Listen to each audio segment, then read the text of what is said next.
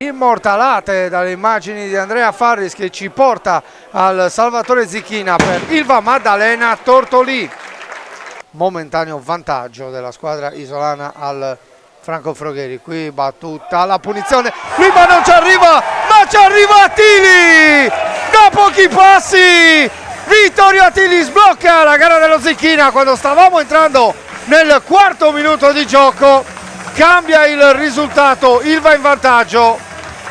Chiuso da 3 giocatori del Tortolì, ma la palla passa in ogni caso. Poi De Cenco apre a sinistra per Piassi, ottimo aggancio di Piassi, 1 contro 1 con Lara, che arrivano altri giocatori del Tortolì a dare una mano, ma Piassi è passato, Piassi la mette dentro e ci vuole l'anticipo di Contu.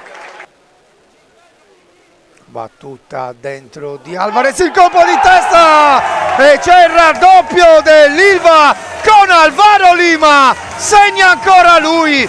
Dopo il gol realizzato a Nuoro si ripete Alvaro Lima e siamo già 2-0.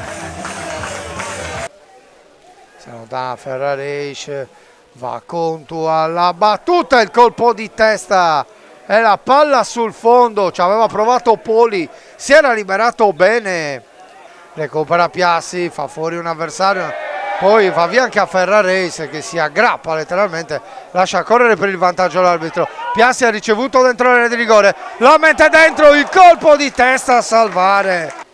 Controlla Serra, lui, quindi Serra perde palla sull'intervento di Alvarez, attenzione alla ripartenza dell'Ilva con Alvarez che lancia per Caio Piassi entra in area di rigore, Piassi la mette dentro, il pallone rimane lì, Alvarez! 3-0 Ilva, se la stava per mangiare la squadra maddalenina, stava davvero per sprecare, Piassi ha rinunciato al tiro, ha messo al centro, pallone intercettato, ma Alvarez ha accompagnato l'azione, è arrivato per primo e ha messo alle spalle di Daga per il 3-0 al 40° minuto. Sulis, Soggia e Manconi, attenzione adesso a questo attacco del Tortolì con Roberto Piroldi che passa in mezzo a 3 avversari, Piroldi, palla alta sopra la traversa, se in posizione regolare o meno, ma attenzione qui all'errore dell'Ilva, Piroldi, palla all'angolino ma esce, ha cercato di incrociare il sinistro, Lima in avanti, attenzione perché si è inserito molto bene Attili che finisce a terra e poi la palla rimane lì, De Cenco fuori, palla messa dentro da Ferrareis, il colpo di testa alla traversa, colpita probabilmente da Del Piccolo, quindi Larac, ancora Serra, cerca qualche varco di Tortolì, gioca in verticale, Serra su Piroldi, l'intervento di Attili, poi Piroldi ci prova e stavolta ci vuole Manis.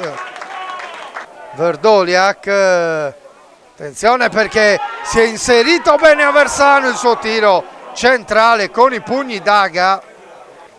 L'Ilva dividerebbe il secondo posto con Nuorese e Lanusei. Arriva il fischio finale della signora Barabino, vince l'Ilva per 3-0.